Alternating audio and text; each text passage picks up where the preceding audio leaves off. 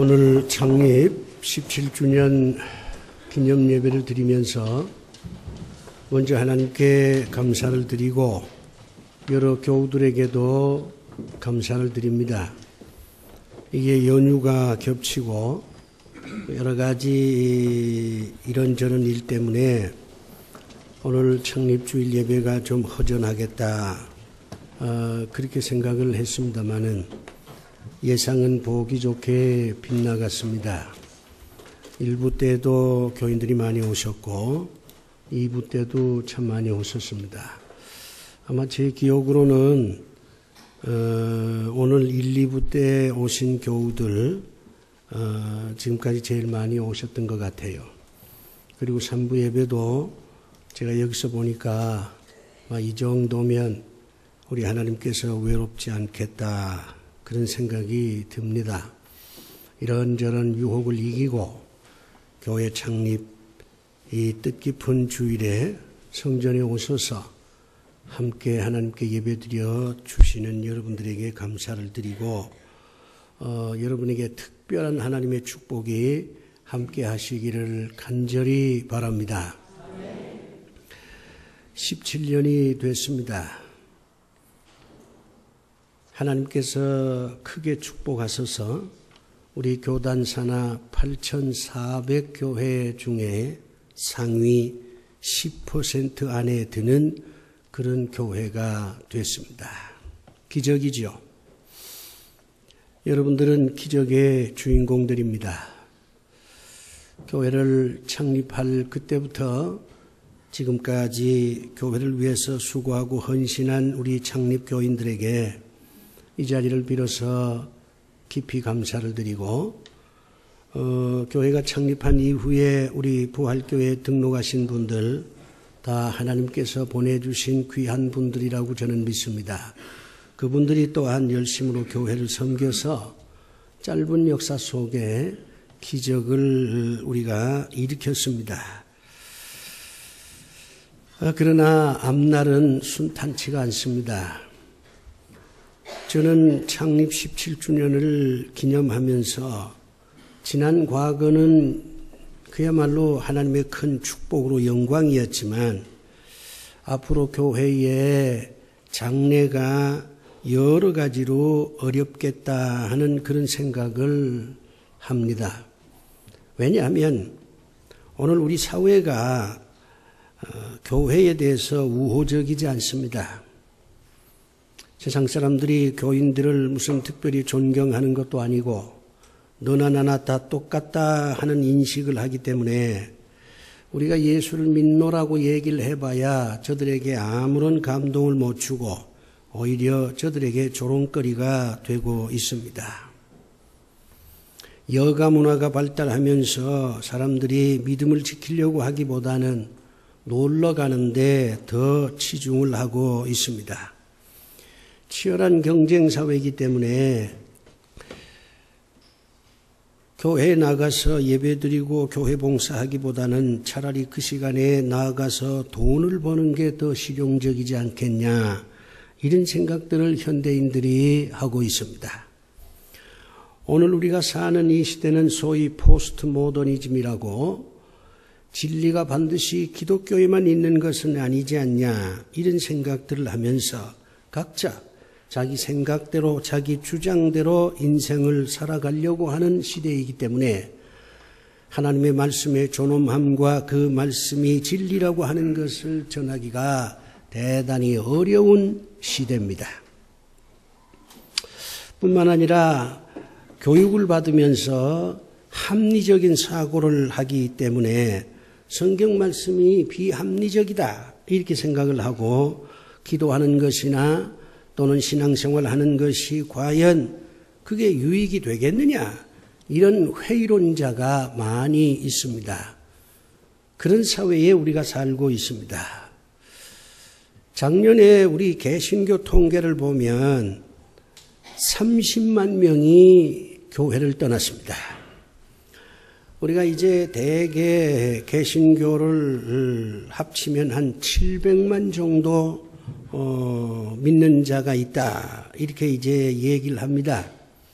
물론 여기에도 허수가 상당히 있습니다마는 이 700만 가운데 근 200만 정도가 이단입니다. 그러면 건전한 교단에 속해 있어서 신앙생활하는 사람들이 한 500만 명쯤 되고 그 가운데 매주일날 교회 나가서 예배드리는 사람들이 약 절반 250만 명이라고 우리가 대강 예측을 하는데 이런 상황에서 매년 30만 명이 교회를 떠나고 있습니다. 그렇다면 앞으로 10년 후에는 어찌 되겠습니까?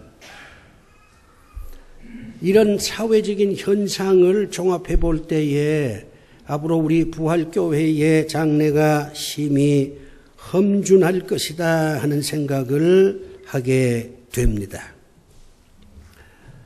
오늘 우리는 창립주일 막연하게 잔칫날이라고 기뻐할 게 아니라 교회의 장래에 대해서 깊은 고민을 해야 합니다. 미래를 준비하지 못하는 공동체는 망합니다. 오늘에 자족하는 공동체도 망합니다. 과거의 영광에 도취된 공동체도 망합니다. 그렇기 때문에 우리는 오늘의 현실을 냉정하게 보면서 과연 미래가 어찌 될 것이냐 하는 것에 대한 성찰이 필요합니다. 그것이 우리 교회를 살리는 첫걸음이 될 것입니다. 어렸을 때 저하고 같이 신앙생활을 한 친구가 한 사람 있습니다. 근데 이 친구가 교회를 다니질 않아요. 그 부모님은 아주 독실한 부모님이셨습니다. 그런데 그 독실한 부모님 밑에서 독실하게 어렸을 때 나와 더불어 같이 신앙생활을 했는데 지금은 교회를 다니지 않아요. 내가 그 친구한테 물어봤어요. 어째서 교회 다니지 않느냐? 그랬더니 한마디로 싸늘하게 대답합니다.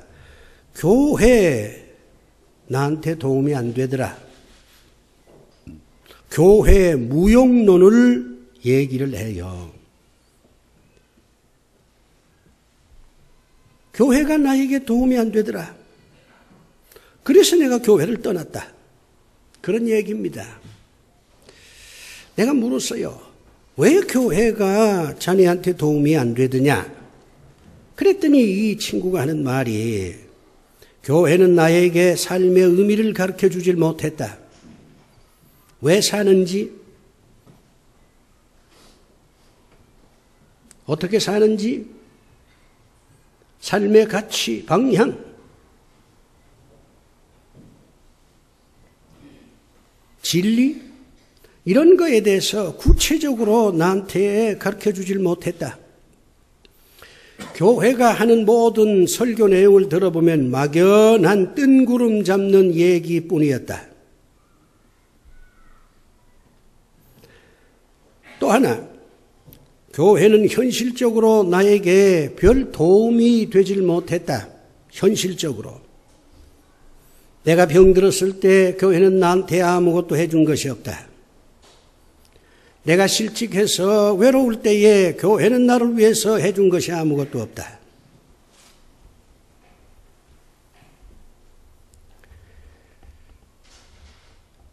현실적으로 교회가 나한테 해준 게 아무것도 없다는 겁니다. 내 어머니 아버지가 돌아갔을 때 교회는 나 아무것도 해준 것이 없다. 그러니 교회가 무슨 의미가 있겠느냐. 나한테 무슨 도움을 주면 내가 교회를 계속 다니겠지만은 나한테 교회가 아무런 도움도 못 주는데 내가 왜 교회를 다니느냐. 그런 얘기예요. 그 얘기를 듣고 참 많이 고민을 했습니다. 모든 교인들은 교회에 나가서 신앙생활을 하면서 뭔가 원하는 게 있습니다. 그 원하는 것을 교회가 채워주질 못하기 때문에 1년에 30만 명씩이 교회를 떠나고 있는 것입니다. 물론 시대의 흐름도 그렇고 여러 가지 사회적인 요인도 있지만은 핵심은 교회가 내 인생에 무슨 의미가 있느냐? 교회가 나한테 해주는 게 뭐 있느냐?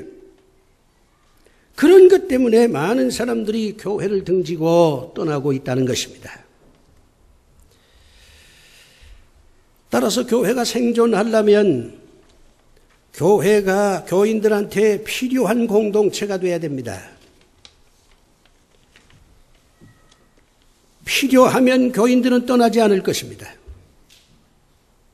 그러나 필요가 없으면 여전히 교인들은 교회를 떠날 것입니다.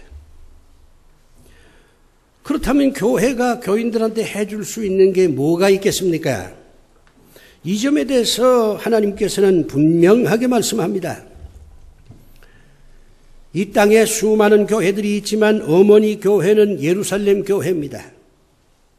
예루살렘 교회는 부활을 체험한 사람들이 모여서 세운 교회입니다. 성령이 충만한 사람들이 모여서 세운 교회입니다. 지상에 있는 교회 가운데는 가장 완벽에 가까운 교회입니다. 예루살렘 교회는 하나님이 직접 세운 교회라 그렇게 말할 수도 있습니다. 그렇다면 이 땅의 많은 교회들이 예루살렘 교회처럼만 되면 교인들이 교회를 떠나지 않을 것입니다. 세상이 교회를 조롱하지 않을 것입니다. 교회 다닌다고 하는 것이 부끄러운 일이 되지 않을 것입니다. 예루살렘 같은 그 교회 같은 그런 우리 부활교회가 되어야 됩니다. 그러면 앞으로 어떤 어려운 역경과 모진 힘든 여건들이 있다 할지라도 우리 부활교회는 순항할 것이고 결코 사라지지 않을 것입니다. 예루살렘 교회의 특징은 두 가지입니다. 하나는 영적으로 아주 충실한 교회였습니다. 베드로의 설교를 들어보면 예루살렘 교회가 얼마나 설교가 살아있는 교회고 얼마나 영적인 교회고 얼마나 세상과 구분된 공동체였냐 하는 걸 알 수가 있습니다. 교회는 세상 안에 있지만은 세상의 다른 공동체와는 다릅니다. 달라야 교회가 생존합니다. 동창회, 무슨 계모임, 아니면 직장 동료들 모임, 아니면 친구들끼리 모임과 똑같은 공동체가 되면 하나님께로부터 버림을 받게 될 것입니다. 베드로의 설교를 보면 예루살렘 교회는 교인들에게 삶을 가르쳐 주었습니다. 산다는 것이 무엇이냐? 인간이 된다는 것은 무슨 의미가 있느냐? 어떻게 살아야 하느냐? 삶의 진정한 가치는 어디에 두어야 되느냐? 행복이라고 하는 것은 무엇이냐? 이런 거에 대해서 아주 구체적으로 가르쳐주는 교회였습니다. 그렇기 때문에 예루살렘 교회에 모인 많은 사람들은 예루살렘 교회를 통해서 인생을 배웠습니다. 삶을 배웠습니다. 진리가 무엇인지를 깨달았습니다. 어떻게 사느냐 하는 걸 배웠습니다. 쓰러지면 어떻게 일어서느냐 하는 것도 배웠습니다. 실패 이후에 주어지는 성공을 저들은 볼 수가 있었습니다. 예루살렘 교회는 하나님께서 말씀하시기를 가난한 자가 없는 교회라고 말씀하셨습니다. 이건 아주 충격적인 기록입니다. 가난한 자가 없는 교회가 예루살렘 교회였습니다. 가난한 자가 없다고 하는 것은 다 부자들만, 기득권 가진 사람들만 모였다는 뜻이 아닙니다. 거기에는 본래 가난한 사람들이 많이 있었습니다. 로마 치하에서 얼마나 유대인들이 가난하게 살았습니까? 제국의 핍박을 받으면서 제국에게 착취를 당하면서 수많은 이스라엘 사람들이 가난에 허덕이면서 살았습니다. 그런데 그 가운데서도 부자들은 있었습니다. 교회 안에 부자들이 자기가 가지고 있는 재물을 나누어서 가난한 자들을 도왔습니다. 그래서 가난한 자가 없다고 하나님께서 말씀을 하신 겁니다. 교회 안에 부자가 있어야 합니다. 그러나 부자만 있어서는 안 됩니다. 교회 안에 가난한 자가 있어서는 안 됩니다. 교회가 가난한 자를 돌보지 아니하고 가난한 자들에게 위로와 희망을 주지 못한다면 그 교회는 하나님이 원하는 교회가 될 수가 없습니다. 인간의 요구가 무엇입니까? 결국 두 가지예요. 하나는 영적인 겁니다. 정신적인 겁니다. 인간은 짐승보다 못할 때도 있지만 그러나 인간은 역시 짐승이 아닙니다. 아무리 죄를 지어서 감방 안에 있어도 가끔 그들은 홀로 앉아서 인생이란 무엇이냐? 내가 왜 이렇게 감옥에 왔는가? 이제 석방이 되면 내가 어떻게 살아야 될 것인가? 이렇게 살면 내 인생이 어떻게 될 것인가? 별이 빛나는 밤에 죄수들도 고민을 합니다. 그런 사람들에게 인생을 가르쳐줘야지요. 사는 방법을 가르쳐줘야지요. 실패해서 일어서는 방법을 가르쳐줘야지요. 눈물을 닦는 방법을 가르쳐줘야지요. 삶의 방향을 정해줘야지요. 진리를 가르쳐줘야지요. 그걸 교회가 못하고 그러면 교회는 하나님께로부터 버림을 받게 됩니다. 교회 안에 여러 가지 현실적으로 어려운 사람들이 많이 있습니다. 이런 사람들을 도와줘야 합니다. 말로만 도와줘서는 안 돼요. 경제적으로 도와줘야 됩니다. 인간이라고 하는 것은 영적인 존재면서 동시에 경제적인 존재입니다. 인류 역사의 흐름에 경제를 제외한 이데올로기는 존재하지 않았습니다. 공산주의도 경제 이데올로기고 자본주의도 마찬가지고 사회주의도 마찬가지고 봉건주의도 마찬가지고 제국주의도 마찬가지고 이 역사 속에 있었던 숱한 이데올로기는 경제와 깊은 관계를 맺고 있습니다.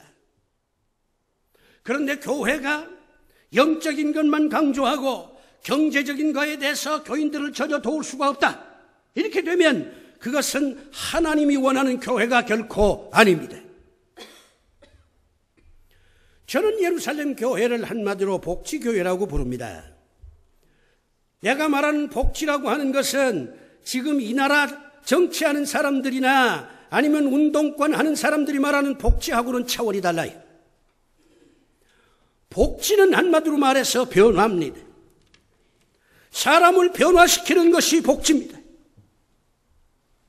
배고픈 사람에게 먹을 것을 주는 변화, 이게 복지입니다.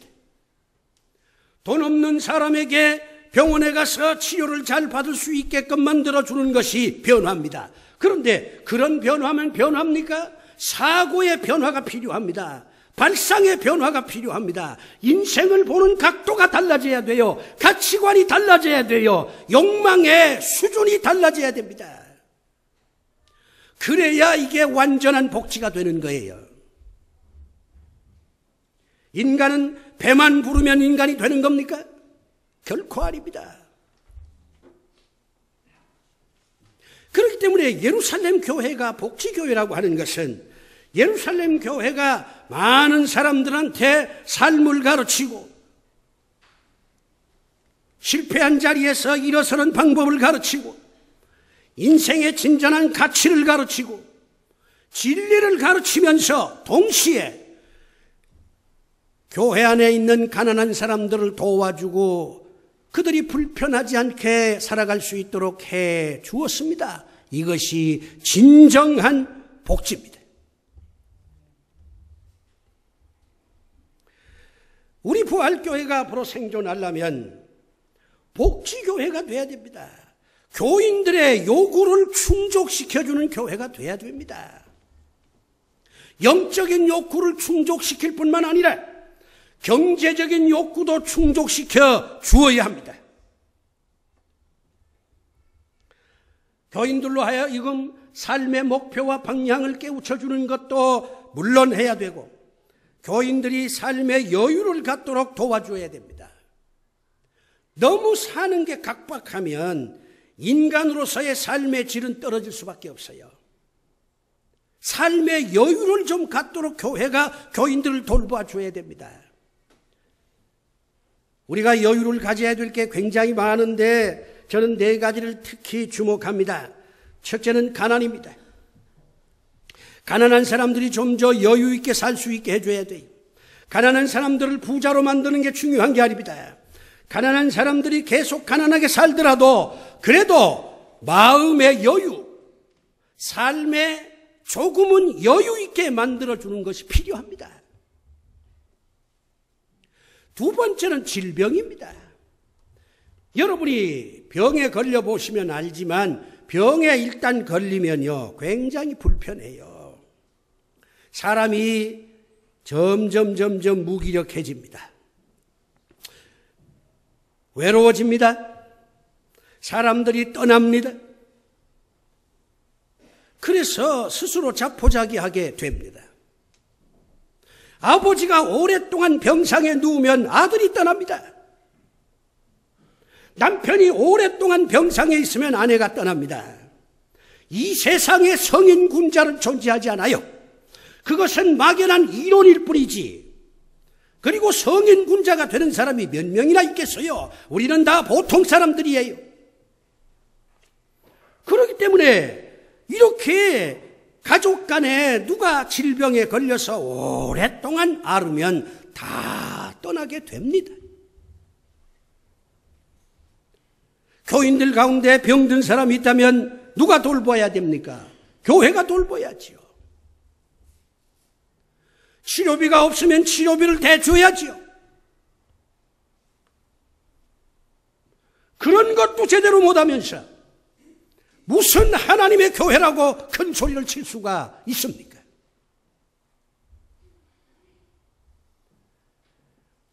우리가 이 불안한 세대에 살고 있습니다. 확실한 건 아무것도 없어요. 오늘 부자가 내일도 부자가 될 수 있다는 그런 확실함이 없어요. 오늘 가난한 사람이 어쩌다가 내일 큰 부자가 될 것이다, 그런 확신도 없습니다. 직장에 다니는 사람이 언제 퇴출당할지 모릅니다. 사업하는 사람이 언제 사업이 무너질지 몰라요. 건강한 사람이 하루아침에 암에 걸리고 멀쩡한 사람이 운전하다가 교통사고로 죽는 이 불확실한 시대에 우리는 살고 있습니다. 이런 불안 속에서 사는 우리가 좀 더 여유를 갖고 살 수 있게끔 교회가 해줘야 합니다. 또 하나가 있습니다. 죽음이라고 하는 것이 우리를 참 어렵게 만듭니다. 많은 사람들이 인간은 죽는다고 하는 명제에 다 동의를 합니다. 사람이 다 한 번 태어나면 다 한 번 죽는 것, 그거 기정사실이지, 그렇게 얘기합니다. 그런데 막상 당신은 어떻게 죽겠습니까? 물으면 대답을 못해요. 제가 한번 물어보죠. 여러분 어떻게 죽으실래요? 금년 여름에 동해바다에서 수영하다가 죽으실랍니까? 아니면 운동하러 가다가 교통사고 나서 죽을랍니까? 아니면 병원에서 병사하실랍니까? 그것도 아니면 어느 집에 갔다가 갑자기 화재가 나서 새카맣게 타서 죽을랍니까? 아니면 삼풍백화점처럼 어느 백화점에 가서 유유하게 쇼핑하다가 죽을랍니까? 아니면 뭐 장수시대라 해서 90 살고 100 살고 그렇게 살다가 죽을랍니까? 통계가 나와 있어요. 92%가 요양소에서 죽게 된다고. 여러분이 90이 되어서 100세가 돼서 그게 인생에 무슨 의미가 있겠어요? 거의 치매에 걸릴 확률이 거의 100%예요. 치매란 뭡니까? 인간을 동물로 만드는 거예요. 그러면 죽는 것은 기정사실인데 죽을 방법이 없잖아요. 그래서 사람들은 죽는다는 것만 생각하면 가슴이 팍 막히는 거예요. 이런 사람들한테 죽음이라고 하는 건 잠자는 것이고 죽음이라고 하는 것은 새로운 세계로 가는 여행과 같은 것이다. 이런 걸 가르쳐 준다는 게 얼마나 좋습니까? 그래서 죽음에 대해서 공포가 아니라 어떤 여유를 갖게 만들어 준다는 거 얼마나 좋은 거예요. 교회는 교인들한테 삶의 목적과 삶의 여유를 갖게 해줘야 됩니다. 그래야 교인들이 교회를 떠나지 않습니다. 그리고 떠난 자도 교회로 다시 돌아올 수가 있습니다. 우리가 꿈꾸는 복지교회가 바로 그런 교회입니다. 여기서 예배드리고 여기서 하나님의 말씀을 듣고 여기서 성경 공부를 하면서 삶을 제대로 배우는 겁니다. 인생이 무엇인지를 배우는 겁니다. 진리가 무엇인지를 배우는 겁니다. 인간이 어떻게 살아야 하는지를 배우는 것입니다. 그런 것을 가르쳐주는 교회가 되는 것입니다. 그리고 가난한 사람들한테 먹을 것을 주고 병든 사람들에게 치료비를 대주고 70이 넘은 노인들한테 그래도 한 달에 10만 원씩 드리면서 사과 하나 편안하게 잡술 수 있도록 만들어주는 것이 이 교회가 해야 할 일입니다. 외로운 사람을 만나서 함께 울어주고 성공한 사람을 진심으로 축하해주고 쓰러진 사람을 같이 일으켜 세워주는 그런 교회가 돼야 됩니다. 그게 복지교회예요. 우리 부활교회가 복지교회가 되기만 하면 결단코 사라지지 않을 것입니다. 주님이 오실 때까지 교회는 여전히 더 크게 성장하고 하나님 앞에 영광 돌리는 자랑스러운 교회가 될 수가 있을 것입니다. 그러면 이런 교회를 만들려면 우리가 이제부터 뭘 해야 되겠습니까? 이런 교회가 하늘에서 뚝 떨어지는 겁니까? 이런 교회를 누가 만들어서 우리에게 주는 겁니까? 아니에요. 이것은 우리들이 그런 교회를 만들어야 됩니다. 오늘 읽은 성경 말씀을 보면 하나님께서 이런 교회를 만들기 위해서 3가지 노력을 하라 그렇게 말씀합니다. 첫 번째 노력은 주는 그리스도시요 살아계신 하나님의 아들이라고 신앙 고백을 제대로 하게끔 교인들을 훈련시키라고 하는 것입니다. 예수를 믿으면서도 예수가 누군지를 모르고 예수를 믿으면서도 예수의 삶이 어떤 삶이었는지를 모르고 예수를 믿으면서도 예수의 눈물이 어떤 눈물인지를 모르고 예수를 믿으면서도 예수의 죽음이 어떤 죽음인가를 깨닫지 못하고 도대체 예수를 믿으면서도 예수에 대한 신앙 고백을 제대로 못하는 사람들이 모였다면 과연 그 교회가 복지교회가 될 수 있다고 생각하십니까? 오늘 베드로가 고백합니다. 주는 그리스도시요 살아계신 하나님의 아들입니다. 어린 나이로부터 노인에 이르기까지 부활 공동체에 속해 있는 모든 사람들이 그리스도에 대한 바른 신앙 고백을 할 수 있도록 가르쳐야 합니다.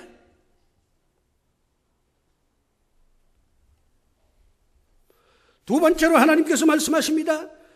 교인들을 행복하게 만들어주는 교회가 되라. 오늘 본문에 천국의 열쇠라는 말이 나옵니다. 우리 주님께서 베드로 보고 내가 교회를 세우겠다 그렇게 말씀하면서 너한테 천국의 열쇠를 주겠다고 말씀을 합니다. 천국의 열쇠 추상적이잖아요. 이걸 아주 구체적으로 현실적으로 감각적으로 표현한다면 행복이란 뜻입니다. 주님께서 교회를 세운 베드로에게 교인들을 행복하게 만들어주라 그렇게 말씀합니다. 행복의 길을 가르쳐주라 그렇게 말씀을 합니다. 행복이 얼마나 추상적입니까? 어떤 사람은 자기 도취를 행복이라고 말합니다. 어떤 사람은 자기 긍정을 행복이라고 말합니다. 어떤 사람은 희희낙낙하는 것이 행복이라고 말합니다. 어떤 사람은 자기 멋대로 사는 것이 행복이라고 말합니다. 그러나 하나님이 말씀하는 행복은 결코 그런 것이 아닙니다. 하나님이 말씀하는 행복은 결국 3가지입니다. 의와 평안과 기쁨이라고 말합니다. 의란 무엇입니까? 바른 관계를 맺는 겁니다. 하나님께는 순종하고 이웃에게는 사랑을 베풀고 자기 자신에게는 어떤 어려운 상황 속에 있어도 자기를 긍정하고 자기가 있는 상황에 적응하고 하나님이 만든 이 자연에 대해서는 감탄하고 그렇게 사는 것이 바른 관계다. 그것이 의다. 그런 바른 관계를 맺으면 너는 행복해질 수 있다. 그렇게 하나님 말씀해요. 그 다음에 기쁘게 사는 거지요.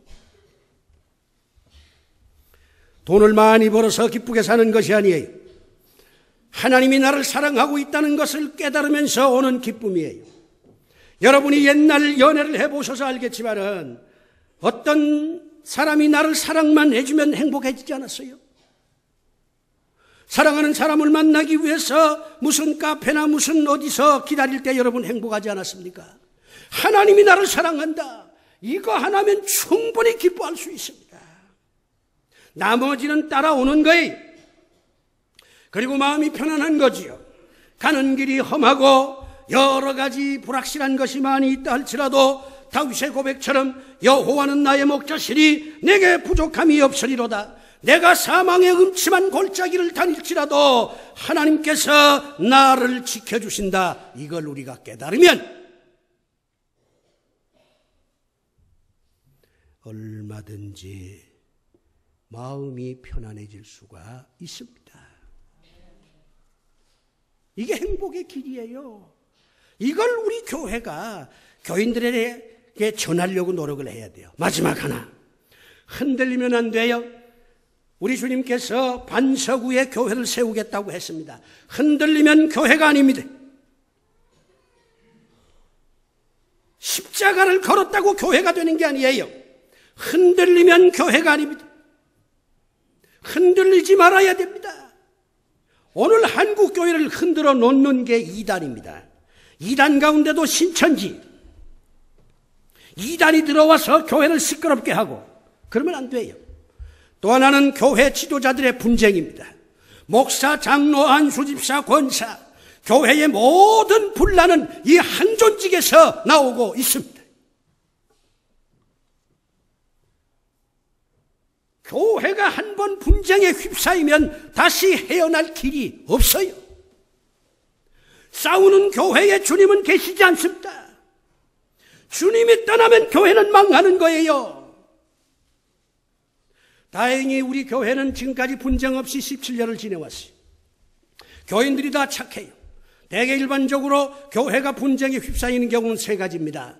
성전을 건축할 때, 장로를 세울 때, 후임 목사를 모셔올 때 교회가 분쟁에 빠지기 쉬워요. 그런데 우리 교회는 하나님의 도움으로 또 여러분이 착하니까 성전 건축할 때도 장로 선거할 때도 전혀 분쟁이 없었어요. 후임 목사님 오실 때도 전 분쟁이 없을 거라고 생각을 합니다. 싸우면 안 돼요. 그리고 교회를 위해서 헌신할 수 있는 사람을 육성을 해야 됩니다. 500명이 세례교인이 있지만 500명 세례교인이 다 부활교회를 위해서 죽으려고 하지 않을 것입니다. 적어도 이 부활교회와 더불어 내 운명을 끝내겠다. 이 부활교회에 내 뼈를 묻겠다. 이 교회와 더불어 운명을 같이 하겠다고 하는 사람을 100명은 육성을 해야 돼요. 그래야 바람이 불고 비가 오고 눈보라고 쳐도 그 100명들이 굳게 뭉쳐서 교회를 지켜낼 수가 있습니다. 이게 돼야 흔들리지 않아요. 사랑하는 교회 여러분, 저는 이제 은퇴합니다. 내가 17년 전에 꿈꿨던 교회는 복지교회입니다. 그리고 그 복지교회를 이룰 수 있는 어느 정도 기반을 마련했습니다. 이제 여러분들이 더 힘을 모아서 조금만 더 노력하면 우리 부활교회는 복지교회가 될 수가 있습니다. 이 일을 위해서 부디 한마음 되시고 한 뜻이 되어서 기필코 복지교회를 만들어서 하나님께도 영광을 돌리고 여러분도 내가 교회를 잘 선택했구나, 그런 자부심을 가질 수 있기를 주의 이름으로 축원합니다. 기도합시다. 아버지 하나님, 17년 감사합니다. 어려운 때지만 복지교회를 이루어서 교회를 떠나는 자가 없고 떠난 자가 돌아오고 주님 오실 때까지 생명을 살려 풍성케 하는 주님의 사역을 잘 감당하는 자랑스러운 하나님의 교회가 되게 하여 주시옵소서. 예수님 이름으로 기도드리옵나이다. 아멘.